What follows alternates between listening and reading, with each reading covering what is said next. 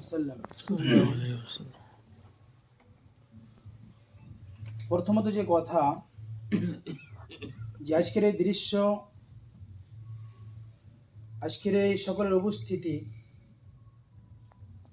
আমাদের অন্তরে একটি ভিন্ন একটি প্রভাব সৃষ্টি করে দিয়েছে। সেটি হলো কি, আজকে আমরা আমাদের এলাকার, আমাদের গ্রামের অনেকটি লোক, বিশেষভাবে যুবকরা একত্রিত হতে পেরেছি।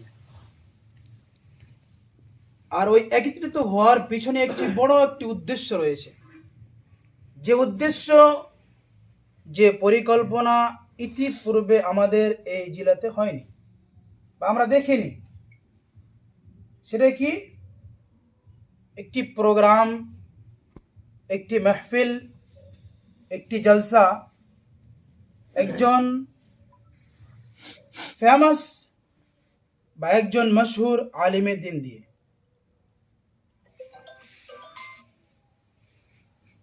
আর আজকের এই প্রোগ্রামে যে আমরা যুবকরা একত্রিত হয়েছি, কোন উদ্দেশ্য নিয়ে, কি করতে হবে, সংক্ষিপ্ত আকারে কিছু আমি বলবো ইনশাআল্লাহ আজিজ।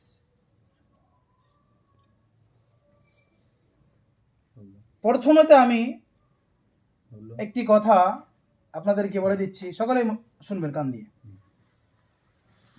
যে কোনো নেকির কাজে